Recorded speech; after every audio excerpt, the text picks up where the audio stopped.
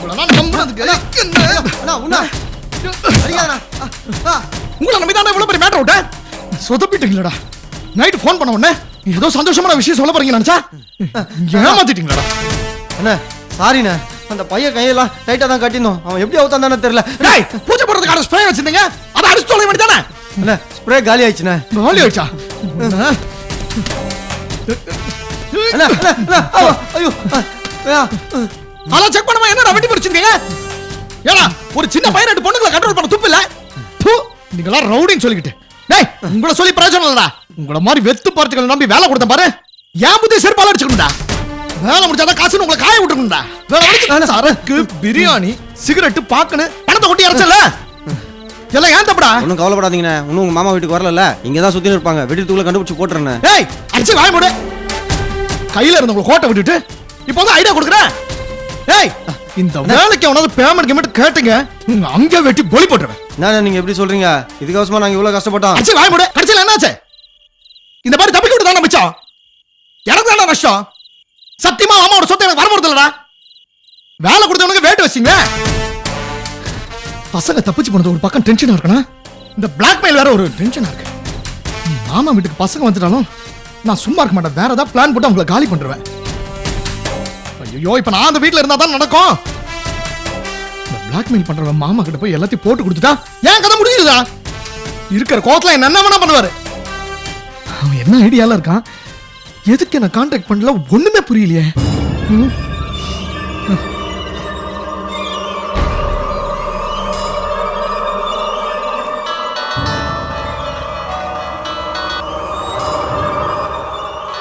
என்னப்பா இது போன் மேல போன் வந்துகிட்டே இருக்குது, இதுக்குன்னு தனியா ஒரு ஆளை போன போலகுற. சரி எடுத்து பேசு. ஹலோ ஹலோ சார், இந்த நம்பர்ல இருந்து எனக்கு கால் வந்திருக்கு சார். எப்ப? இது மார்னிங் சார். என்ன பேர் சொன்னாங்க சார்? பேரு சரியா ஞாபகம் இல்லையே சார். சரி முதல்ல நீங்க யாருன்னு சொல்லுங்க சார். நான் சூர்யா சார், பிஸ்னஸ் பண்ணிட்டு இருக்கேன். பிஸ்னஸ் சம்பந்தமா ஏதோ பேசணும்னு கூப்பிட்டுருப்பார் போல. பேர் கூட ரகு குரு ஏதோ சொன்னார் சார். உங்க கூட பேசினவர் பேரு விக்ரம். அவருக்கு இப்ப ஆக்சிடென்ட் ஆயிடுச்சு, ஜிஎஸ்ல தான் அட்மிட் ஆயிருக்காரு. சார் இப்போ அவருக்கு எப்படி சார் இருக்கு? சீரியஸா தான் இருக்காரு, உழைக்கிறதே கஷ்டம். சே பாவம் சார். எனிவே இன்ஃபர்மேஷன் கொடுத்தது ரொம்ப தேங்க்ஸ் சார். தேங்க்ஸ்ப்பா. ஏய் அண்ணா இப்போ நான் சொல்ற வேலையாவது கரெக்டா செய். சொல்லலாம். ஜிஹெச்ல விக்ரம் மொத்தம் ஆக்சிடென்ட் ஆகி அட்மிட் ஆயிருக்கான். சரிண்ணா. அவன் கண்டிஷன் எப்படி இருக்குன்னு போய் பார்த்துட்டு வா போ. சரிண்ணா. டேய் அண்ணா யாருக்கும் சந்தேகம் வராத மாதிரி நடந்துக்கணும், புரியுதா? சரிண்ணா. அதுக்கு முன்னே மாமா பிள்ளைங்க 3 பேரும் செவனேஸ் வீட்டுக்கு வந்துட்டாங்களான்னு பார்த்துட்டு வா. சரிண்ணா.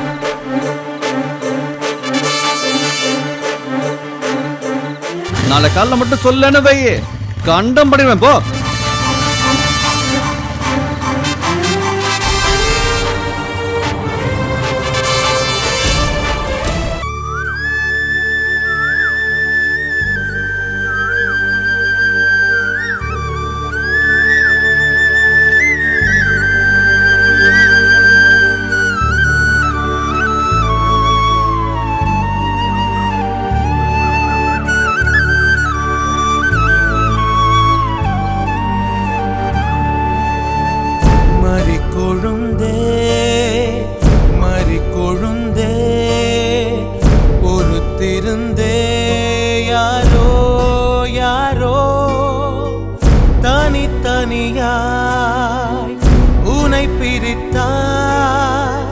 மணக்கும் முன்னே உயிர் கிழித்தார் கடவுளும் கதவடைத்தார் கதவுக்கு பின் எதை மறைத்தான்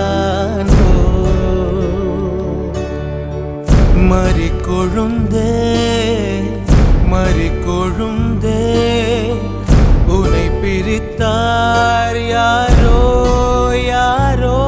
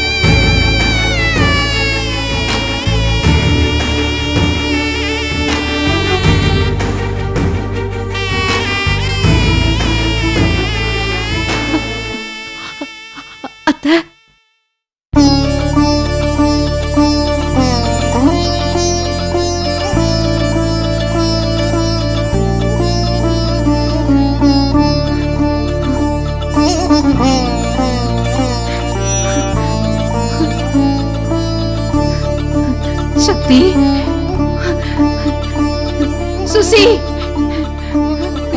என்னங்க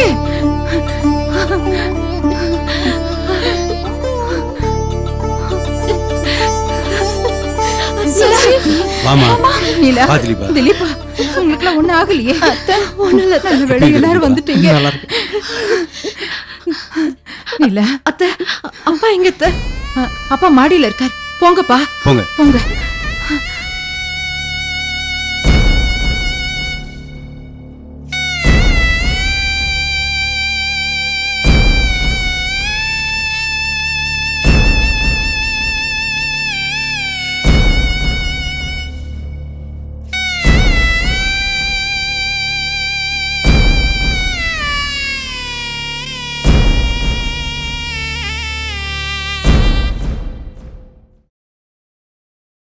அப்பா முள்ளடர்ந்த பாதையில் தள்ளிவிடும் சூழல்கள் காயங்களோடும் கதை பேசும் கடமை இடையில் வந்த உறவுகள் கடையில் உள்ள பொம்மைகள் பேசாமல் போகும் இவர் பாசம் கொடுமை ஆண்டவனின் காலிலே ஆடி நின்ற நாட்களை மறுபடி நினைக்குமோ உதிரி பூக்கள்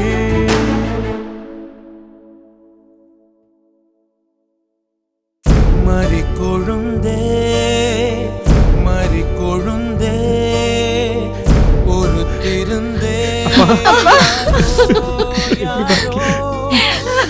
தனி தனியா உனை பிடித்தார் மணக்கும் முன்னே உயிர் கிழித்தார் கடவுளும் கதவடைத்தார் கதவுக்கு பின் எதை மறைத்தான் மறி கொழுந்தே உனக்கு ஒன்றும் இல்லையம்மா? ஒண்ணும் ஆகலப்பா உனக்குமா திலீபா? உனக்கு ஒன்றும் இல்லைப்பா. மச்சான் அதான் வந்துட்டாங்களே, வாங்க கீழே போய் பேசலாம். வாங்க வாங்கம்மா. வாங்க வாங்க.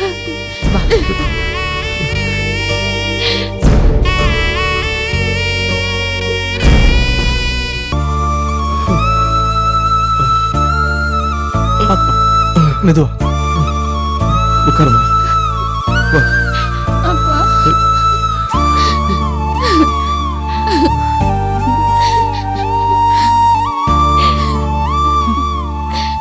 அக்கா, என் பிள்ளைங்க எனக்கு கிடைச்சிட்டாங்க.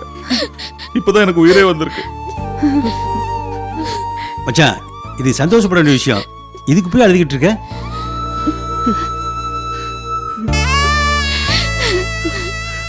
ஆமாப்பா எந்த ஆபத்தும் இல்லாம நாங்க தான் வந்துட்டோம்ல. அழாதீங்கப்பா. இல்லம்மா, என்னால தாங்க முடியல. நீங்க எல்லாம் கிடைச்ச சந்தோஷத்துலதான்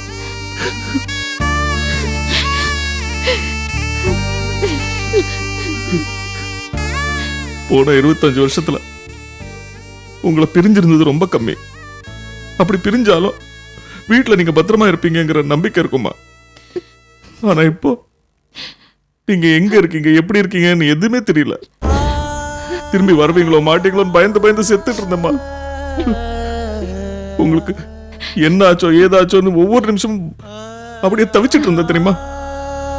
இப்போ உங்களை எல்லாரையும் பார்த்ததுக்கு அப்புறம் தான் எனக்கு நிம்மதிமா.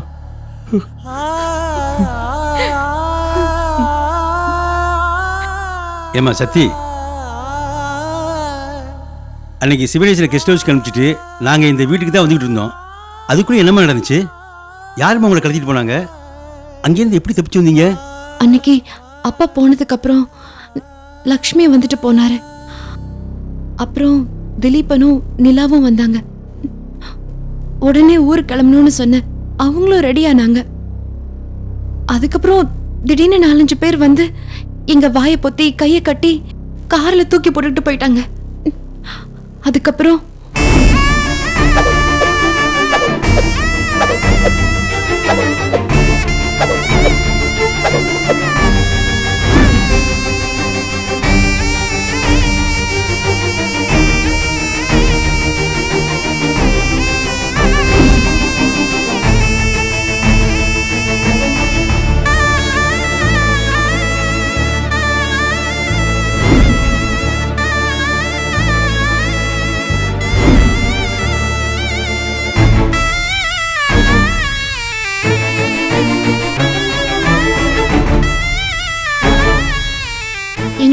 போன அந்த 5 பேரும் பணத்துக்காக தான் அப்படி வேலை செஞ்சிருக்காங்கப்பா. வேற யாரோ தான் அவங்க பின்னாடி இருந்து பண்ண வச்சிருக்காங்க. அது யாருன்னு தான் எங்களுக்கும் தெரியல. தட்சிணாமூர்த்தி கிட்ட இருந்து பணம் பறிக்கிறதுக்காக எவ்வளவு ஒரு அயோக்கியம்தான் இந்த காரியத்தை பண்ணிருக்கணும். ஆனா சம்பந்தமே இல்லாம உங்க அப்பா மேல இந்த பழி விழுந்துருச்சுமா. போலீஸ் இவன் மேல சந்தேகப்பட்டு கண்ணு மண்ணு தெரியாம அடிச்சுட்டாங்க. உசுறு போற அளவுக்கு நிலைமை மோசம் ஆயிடுச்சு. அப்பா,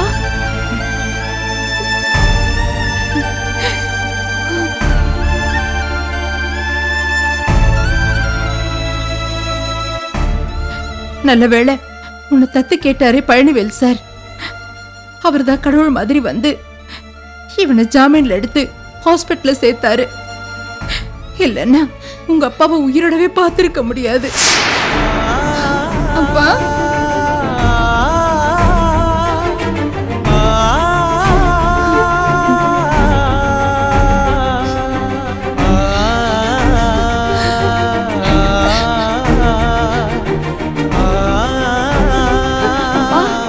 யார் செஞ்ச புண்ணியமோ தெரியலப்பா. நீங்களும் நல்லபடியாக திரும்பி வந்துட்டீங்க. மச்சானும் பொழைச்சிக்கிட்டாரு. யாராவது உங்களில் ஒருத்தர் உயிருக்கு ஆபத்து ஏற்படுத்தா கூட நம்ம குடும்பம் காலமெல்லாம் நிம்மதி இல்லாமல் தவிச்சிருக்கும். என் மாமா முகத்தை காட்டு. கடத்திட்டு போனவங்க ரொம்ப அடிச்சிட்டாங்களா? முகமெல்லாம் கண்ணி போயிருக்கு. ஆமா, ஒரு தடவை தப்பிக்க முயற்சி பண்ணோம், அப்பதான் அடிச்சிட்டாங்க. அவங்க நல்லாவே இருக்க மாட்டாங்க. நாசமா போயிடுவாங்க, நாசமா போயிடுவாங்க. எல்லாத்துக்கும் நான் தான் காரணம்.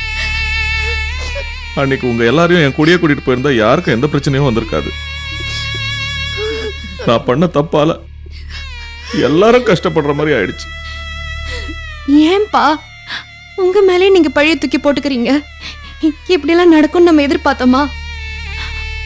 உண்மையை சொல்லணும்னா கடத்தல்காரங்களால பெருசா எங்களுக்கு எந்த தொந்தரவும் இல்லப்பா. ஆனா எங்களால தானே நீங்க ரொம்ப கஷ்டப்பட்டிருக்கீங்க.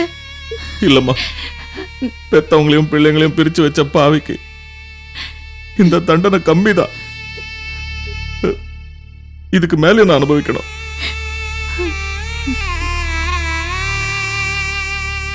சக்தி, திலீபனுக்கும் நிலாவுக்கும் நான் இவங்க கிட்ட எல்லா விஷயத்தையும் சொல்லிட்டேன்ப்பா.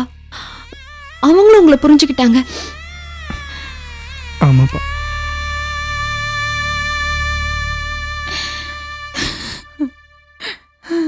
உங்க 3 பேருக்கும் நான் பெரிய கொடுமை செஞ்சுட்டேம்மா.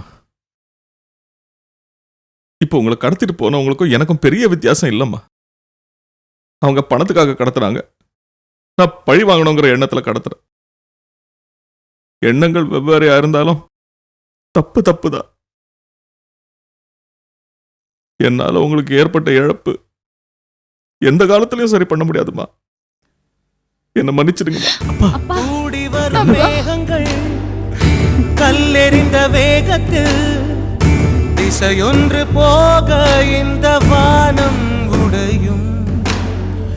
பாடுபடும் கைகளில் சூடுபடும் வேளையில் கருவண்டு போல பெரும் சோகம் துளைக்கும். விஷயம் என்னன்னு சொன்னாதானே எனக்கும் தெரியும்.